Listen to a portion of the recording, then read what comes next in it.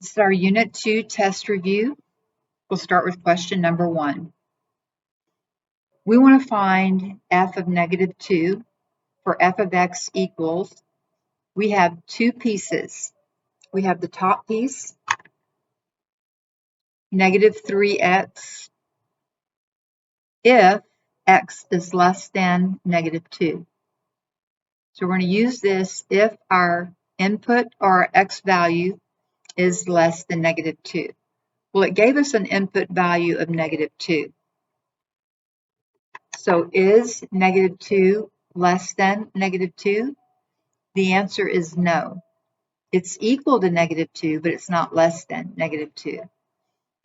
The second piece of that function is x squared plus 1 if x is greater than or equal to negative 2. Now this time we are including the negative 2. So this is the piece of the function that this input, this x value, fits into. So we're going to input negative 2 for x. We're going to square it, and we're going to add 1, and that will give us our answer. Negative 2 times negative 2 is positive 4.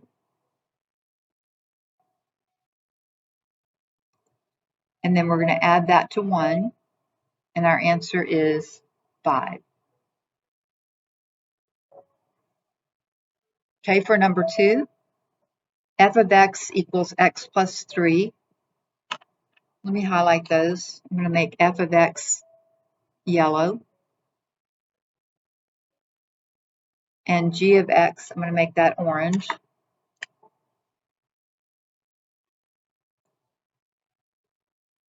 All right, so now we have a composition of functions, combination of these two. So we're going to start on the inside with this notation. We're going to let x be negative 2. We're going to put that into function g. So function g is the orange function. I just highlighted it for myself so I don't get confused. You may want to do the same thing. All right, so we're going to input negative 2 here. So negative 2, we're going to square that, plus, or actually, let's start over. That's minus 7 times negative 2. Negative 2 squared is positive 4. Negative times a negative is a positive. 2 times 2 is 4. Times 7 times negative 2 is negative 14. This is not times. I'm sorry. I keep messing that up. That's minus. So 4 minus negative 14. When you subtract a negative, you're adding a positive. So 14 plus 4 is 18. I would suggest using your calculator to check when you have negative numbers that you're multiplying, adding, or subtracting, or you have fractions. Use your calculator to check. But g of negative 2 is 18. So now we're going to replace all of this with 18 into function f. So 18 goes in for x. 18 plus 3 is 21. All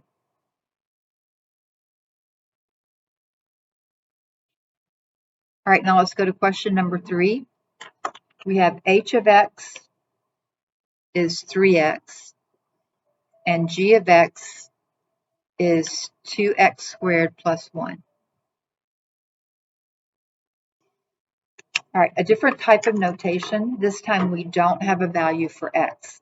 So we're going to put this entire function, we're going to go in this direction. We're going to put x into g. So that becomes 2x squared plus 1. We're going to put this entire function into h. So here's g of x. We're going to put that in where we see an x into h. So this is going to be 3 times 2x squared plus 1. Distribute the 3. 3 times 2x squared is 6x squared. Now distribute the multiplication of the 3 to the 1. 3 times 1 is 3. So this is our new expression. 6x squared plus 3. Moving on to question number 4. Now we're looking at two tables.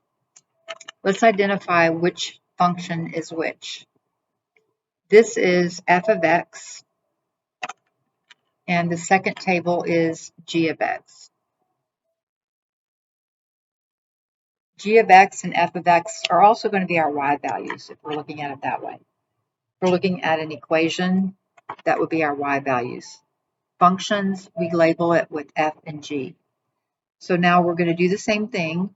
We're going to work by inputting the x value of -4 into function f. So we have a table. Let's go over here and see if we can find an x value of -4. So I found it right here. Okay, what is the y value that corresponds, or the output that corresponds to the input of -4? Well, that's going to be +4. So f of -4 is +4. We're going to replace all of that with +4, and then we're going to put that into function g. The input is +4, so we find that right here. When we input +4, our output is -2. So our answer of g of f of -4 is -2. Now let's move down to question number 5. We have this graph below, and they're not labeled, so let me label these as g of x, let that be the parabola, and then f of x, let that be the line. All right, so we're going to work inside out. When we have an x value or an input of 2, let's go down to our x-axis. Here's 2, and then it's already touching g of x right here at 2, 0. So the output, the y value, is 0 when x is 2. So we're going to take the 0 and we're going to put it into function f. So we're going to go over here at 0. Now that's touching g of x. We want to go down to f of x right here. So if you look, this is 0, this is 2, this is going to be 0, 1 right here. Okay, so when we input 0, our output is 1. So f of g of 2 is 1.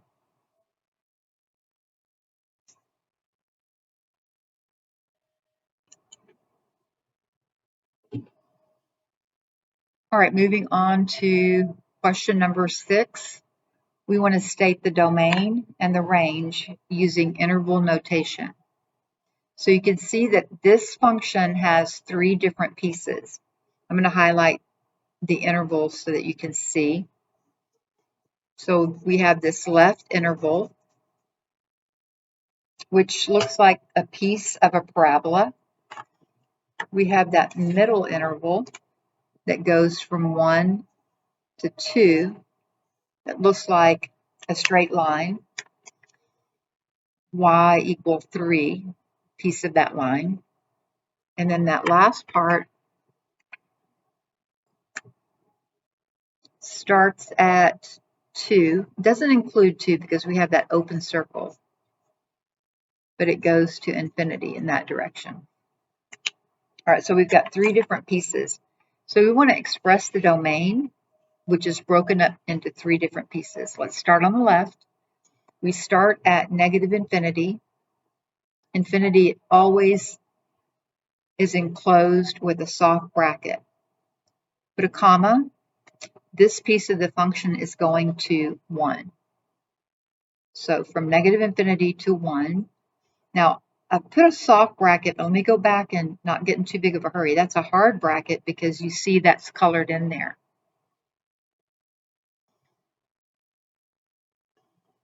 Okay, now let's go to this next interval.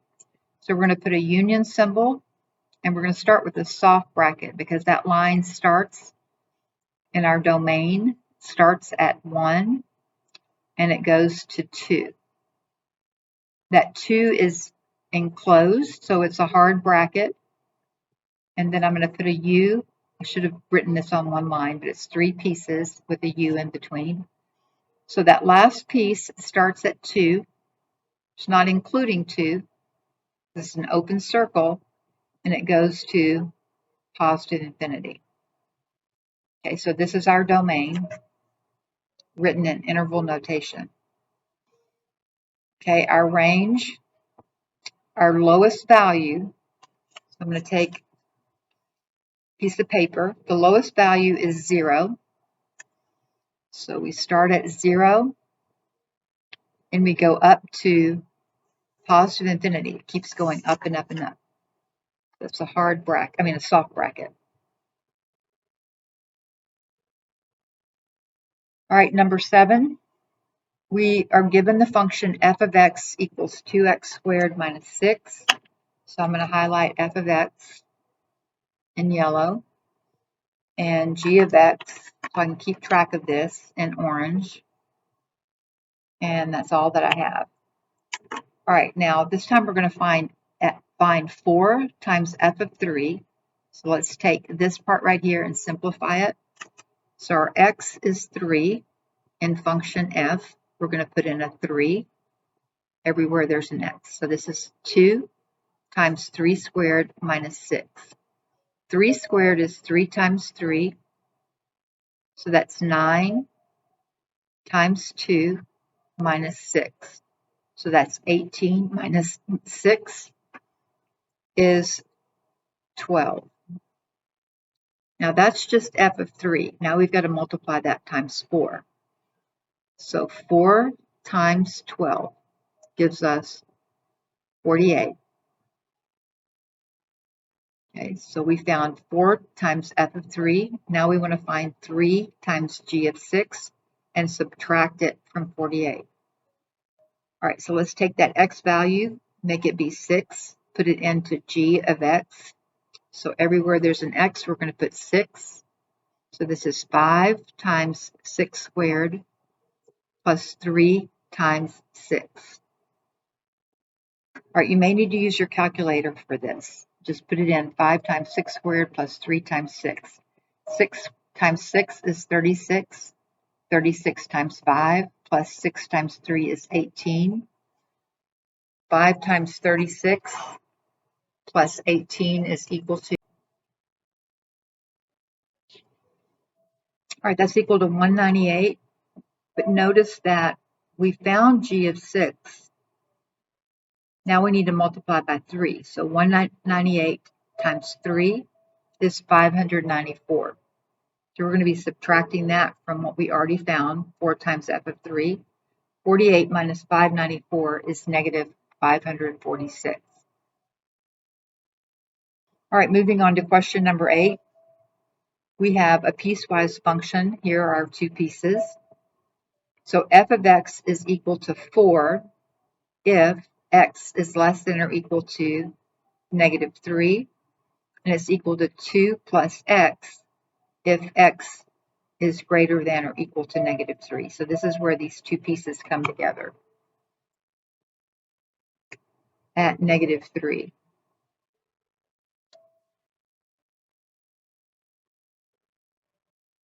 You don't have to draw that. I'm just putting that boundary there for me to help me organize. So we're going to graph this. You can go ahead and put this into Desmos. Let's see what that would look like. Okay, so I put both pieces in on separate lines. So I have f of x equals 4 times, put your curly braces, x less than or equal to, and you're going to need to use your keypad here to put the less than or equal to symbol, negative 3, close your curly braces, and then the next piece is f of x equals 2 plus x if, and when you see the if, you're going to put your curly braces, x greater than negative 3. Only one of these is equal to negative 3, so that's where these pieces are going to pull apart. All right, with those limitations of our domain, you may have to zoom in or zoom out so you can see it better, move it around. You're not going to see the opening right here. So I can see that this is the red part. There's going to be an open circle down here and a closed circle on that blue line at f of x equals 4. So make sure that when you graph it, that you're graphing that closed dot at the top and the open circle at the bottom. All right, so let's go ahead and graph this. First piece, f of x equal 4. So y, in other words, equals 4. 1, 2, 3, 4. It's going to be a straight line, but it's only going to go to -3, and it's going to be closed right there.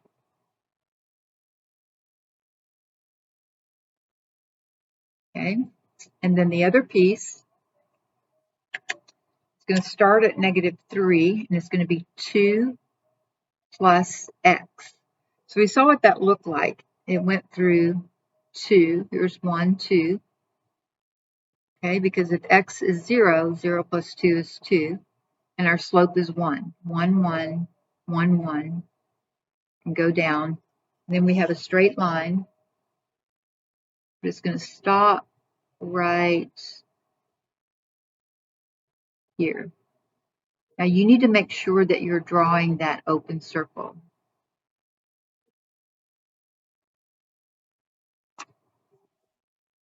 All right, for number 9, let's take notes. This is somewhat of a review of things that we've seen in Math 1, Math 2, and Math 3. And it's been a while, so let's make sure that we write this down before we start trying to analyze this rational function. All right, we have a numerator and a denominator. The first thing that we're going to do is we're going to factor this quadratic.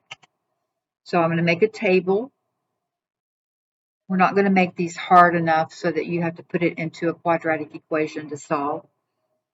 There's a coefficient of 1 here. 6 is our constant. What are the factors of 6 that add up to 5? Is it 1 times 6? 2 times 3? I think that's pretty much it. 6 plus 1 is 7. 3 plus 2 is 5. So here are the factors of the numerator. X, positive 2. So a binomial of x plus 2, and then x positive 3, x plus 3. The denominator is already factored, x plus 2. We can't factor it any further. So now that we've factored it, we can see that we have an x plus 2 over x plus 2, which is just 1. So that will cancel out. And all we're left with is x plus 3 when we factor this. All right, we're asked to find any vertical asymptotes. I'm trying to make sure that we can see this in the camera. All right, any vertical asymptotes, poles, and horizontal asymptotes. So the vertical asymptote is what I look at first. We get that by looking at the denominator, setting that equal to 0. So x plus 2 cannot be 0 because we'll have division by 0. Let's subtract 2 from both sides. So x cannot equal to -2. So that's where we have a vertical asymptote at x equals 2. So if we were putting that on a graph, hold on, that's -2. X cannot be -2. So there would be a vertical line here. I'm just going to draw that with a blue highlighter. At -2, we're not going to have any solutions on that line. It can approach that line, but it will never touch that line. Okay, we may or may not have a horizontal asymptote. The way that we find if we have a horizontal asymptote is we look at the degree of the numerator. This part on the top is a quadratic, so that's of degree 2. I'm going to put that as my numerator. The degree of this part is degree 1. So we have 2 over 1. All right, so we're going to compare the degrees in the numerator and denominator. There are 3 things that can happen. Either the numerator, in our case, the numerator is greater than the denominator. If the numerator is greater than the denominator, there's none. There's no horizontal asymptote. If the denominator is greater than the numerator, the horizontal asymptote is equal to y equal 0. In other words, the x-axis. Okay, that's where y is 0. And if they're equal, I'm going to have to come back to that. If they're equal, we're not going to have one. If they're equal, then there's not one. All right, let's look at the wholes. The wholes we get when we factor, we take out that common factor of x plus 2, that's where we would have a whole. So we're going to set x plus 2 equal to 0.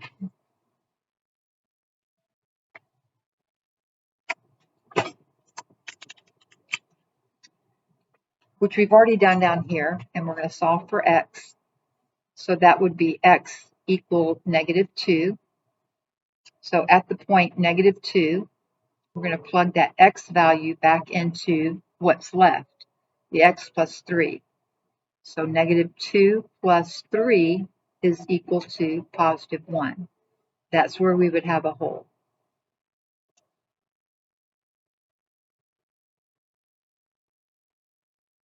Okay, if when you factor, you have a common factor, set that equal to 0, it gives you your x value.